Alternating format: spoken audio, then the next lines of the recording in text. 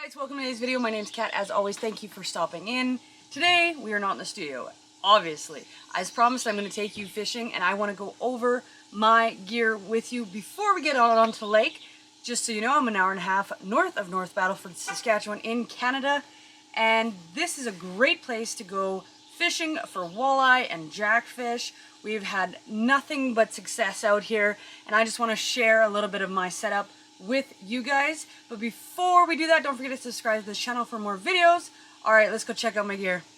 Alright guys, I want to talk to you about my rods real quick. So these two rods that I've got were pre-set up from where I picked them up from. I actually bought them all from Cabela's, and I'm sure that your local kind of sport place will have something similar to this. These are just Ugly Sticks. They are the GX2 Ugly Sticks. I have two different sizes. I've got this really short stick, and it's probably for kids, but you know, I'm a short kind of person. I'm about 5'2", 5'3" on a good day, and it just does top my chin. But what I do like about this little rod is how soft the end is on it. It is so soft. You can feel everything that's going on in the bottom of the lake. No problems. I always find that when it gets a little bit rocky out there, I like using this shorter stick because I can feel and react better when my jig head is at the bottom of the lake. So that's why I like this really short, like I said, it only goes up to my chin, really short rod. It is set up with a reel that comes with them. It's a decent reel. It's not top end, it's not bottom end. It's pretty smooth for the most part, and all you have to do is throw some line on it and you're good to go. So it's a really good setup for like kids or someone that's maybe new at fishing and just wants to give it a go. It's a pretty good priced, pretty good ranged price for this rod. The other Ugly Stick I have is the exact same model except just longer. It is the GX2 Ugly Stick. Same setup, a little bit bigger reel I guess, but it isn't as soft on the end. Obviously this plastic bit that kind of shows you your softness. It's more stiff. I like this when the waters are a little bit calmer and I don't need to worry about knowing where the bottom is so much when you can just know where the bottom is, you know what I mean? Couple of things. On this shorter rod, I have a Glitz jig head right now, and I will show you the guys these in just a little bit. They are called the Whiskers. They are a heavier jig head, so that is another reason why I like it on this rod, is because I can feel exactly where it is at all times. Now on this longer Ugly Stick, I have one of these kind of hammered steel jig heads, and it has a movable actual hook on it. And this is super handy, especially when your bait and your hook is at the bottom of the lake, because it will simulate a fish moving around there. This is a really light hook though, and I have to really be careful of when I use it. I like to use it when it's like nice and calm, you know, almost perfect fishing weather kind of thing. So that is why I use that. So just an up close, these are those Glitz. These are those Glitz hooks. They are, like I said, they are heavy. You can get them in different sizes, different weights. I call them the Glitz hooks. This is what they look like in the package. You can get a multitude of different colors. You come in blues. I have just solid colors. I have multicolors. I thought they were kind of pretty, so I purchased them. This is the hammered head steel one up close, a little bit. So you see it just simulates that fish digging around at the bottom of the lake. The other ones here I've had really good luck with as well for walleye. This is something that I like using on another calm day when I'm not in weeds. I love this little spoon on the bottom of it, and I love the neon colors on this hook. I think that this really gets a reaction out of the walleye at the bottom of the lake. I have had nothing but good luck with this little guy. Now this is something new I picked up at Cabela's the last time I was there. It's a little propeller gold headed, you know, kind of guy. They are a little bit heavier, but I do like this because it gives you the movement, and it kind of dips and dives underneath the water. I really appreciate that out of hook, you know, helping me, helping it, you know what I mean? The last one I got here, I just picked this one up again recently, but what drew me to this hook is it's got these little ribs on the kind of spine of it here, and I find that the bait stays on so much better. It absolutely stays on better to this hook, so when you know you're getting a little nibbler at the bottom of there, it's a lot harder for them to pull it off. I really wish they made these in more of a neon kind of a bright color, but you know what, we're gonna work with it. But I have had really good luck. So for bait guys, I want to just talk you through them a little bit. I like using minnows. It's just, for me, it just feels a little bit more natural. I like to consider myself a natural fisher person. I like the idea of stimulating the environment around the fish in order to, you know, catch them. So I've been using these Candle Lake shiners. I also have Manitoba shiners. I really do enjoy them. I think they're a good size, and they stay, you know, fairly good the entire way. Now, something I feel is important, you guys, is having gloves out there, regardless of who you are and if you like touching fish and all that kind of stuff.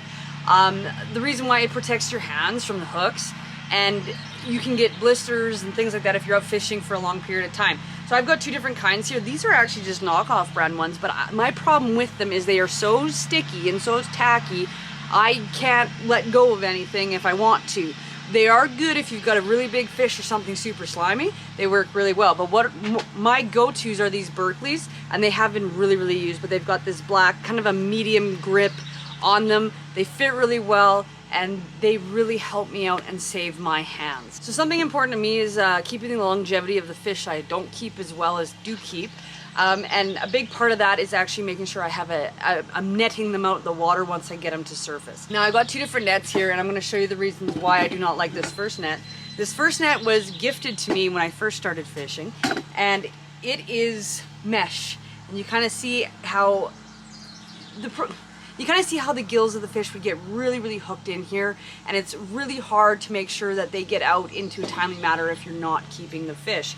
So for me, this doesn't work, and I do not recommend this. I just wanted to show you the difference between the two. What you do want is a nice rubber net, nice basket net type like this. One, the gills do not get caught in this. You can get a big fish, and you can, they've got a lot of room to maneuver, so you're not stressing them out in the end too, which is super important. So I'd recommend a rubber net versus a like a woven type net. Last couple things I'm going to recommend you guys really quick, especially when you're fishing. It doesn't really, you know, you should just have these things.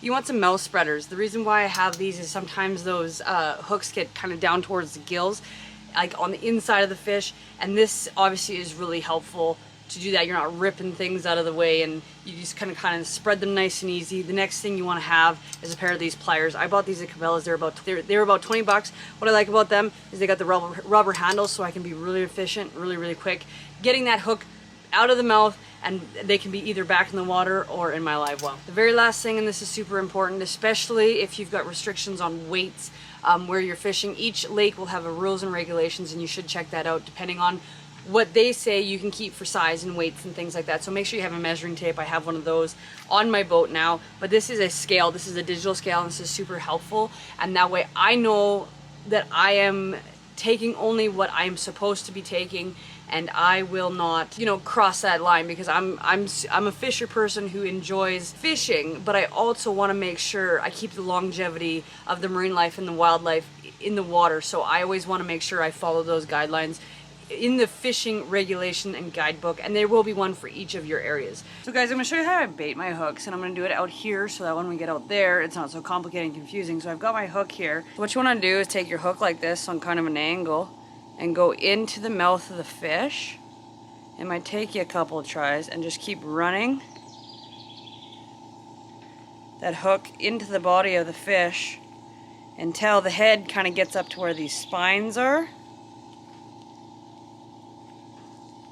That's how it'll sit up on the ground, so your line will go there, so the tail of the fish looks like he's kind of eating at the bottom. It will increase the chances of a larger, say, walleye to come and like question the situation, and so it looks like there's a minnow feeding at the bottom of the lake there. So, I think that's enough about my stuff. Let's get into the boat and let's go fishing, you guys.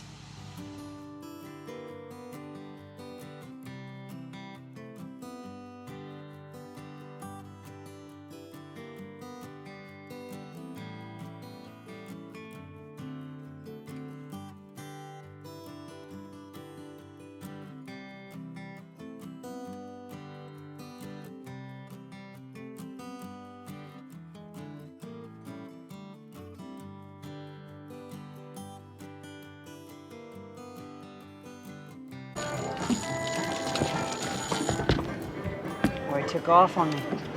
While I'm out here, I'll show you how I put these minnows on.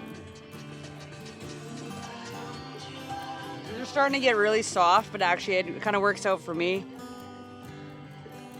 Through the Mouth into the body. Ugh. And then so when they get like this, I just S them around there because they're almost too mushy to get on their squares. So I just put them on like an S. Now we just stick her back in. I put the jig all the way down at the bottom, and when I feel bottom, the line quits reeling out like that. I make sure I'm on the bottom by giving it a couple taps. I feel the bottom, and then I give it 1 or 2 spins up, depending on the kind of waves of the water. If I'm really bouncy, I kind of just do half, so it does hit really hard. And if it's more calm, I just go just above the ground.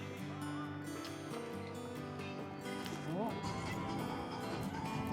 Yep. Nope.